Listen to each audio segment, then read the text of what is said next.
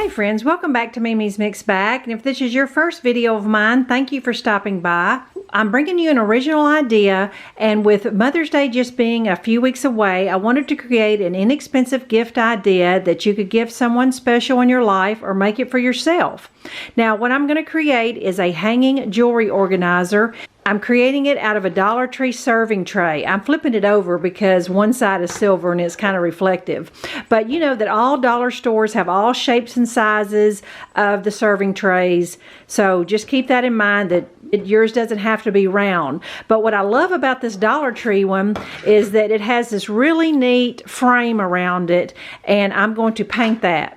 So the rest of the supplies, you're basically looking at it. You're going to need some fabric, some ribbon for hanging, a hole punch, some foam board, and some thumbtacks and hot glue. That's basically it. But the first thing I need to do is go ahead and I'm going to punch 2 holes in my tray with a hole punch, and then I'm going to spray paint to match my fabric. So when I come back, my tray will be painted. All right, I've brought my tray into dry now, and I just want you to know that I decided that I'm going to peel the sticker off the back, but I'm just going to keep the back black. It's nice and neat, and there's no reason to waste spray paint.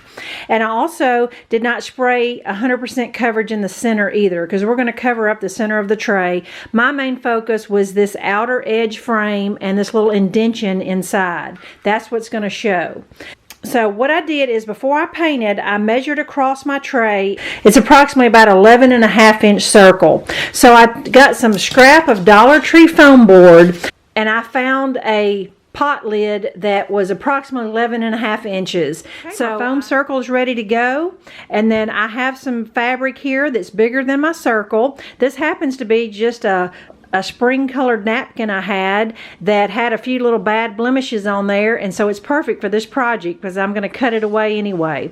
So I'm going to place my foam circle on my fabric, and I'm going to at least give myself a good inch or so hem all around the circle. All right, I've got my fabric cut out now, and just a little sewing trick, even if you're sewing or hot gluing, when you're trying to cover a curved surface, if you're sewing a curve or you are hot gluing around a curve, it's always good to put some little slits in your fabric here. So what I basically have, if you'll see, I've got little tabs going all around the foam circle, and what that does is just release the tension of the fabric, and it will really prevent puckering trying to fit a bigger circle on a smaller circle. It really makes a difference if you're sewing or if you are hot gluing. So I'm going to hot glue all my tabs on the back.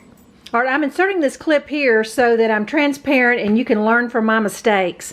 Once I covered the 12-inch foam circle, it just wasn't big enough in the frame, and I didn't like the look of it. So I decided to increase my circle using cardboard, and I've got just a little over 13 inches. You know, your insert's going to be a little different depending on your tray, but if you do use the round Dollar Tree tray, mine's just a little over 13 inches. Doing it the same way, cut the slits, and luckily I had a little more of this fabric to use.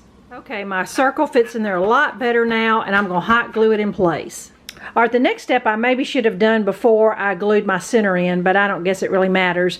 I don't really like the glossy spray paint that I use, so I'm going to take some sandpaper and just lightly buff it around and to expose some of this decorative frame. All right, I've got my frame distressed a little bit. Of course, it's still a little shiny because it was silver underneath, but it just took away that solid color coverage that it had, and I really do like it better.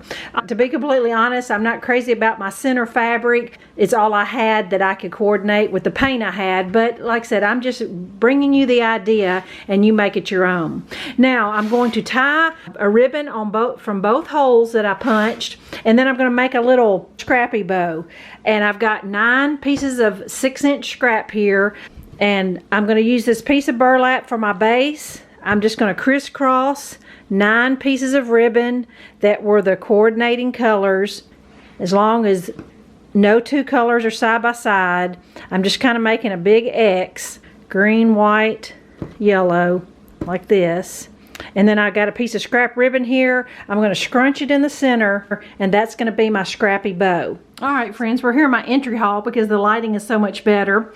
But I finished it off with my bow, and I tell you, it changed the whole look of this project. Everything is just coordinating, and I like it so much better. But I put about 5 of the plastic thumbtacks at the top. You could certainly add more. You could add another row of thumbtacks. There's all kinds of cute tacks out now. You could add a row of ribbon there to hang earrings. You could put a layer of lace over the top of this fabric to do just earrings. Just lots of versatile things you could do to make this a jewelry organizer. This is such a cute, inexpensive, functional gift that you can make any color scheme match your bedroom or bathroom. Thanks so much for watching, and I'll be back in a few days. Bye-bye.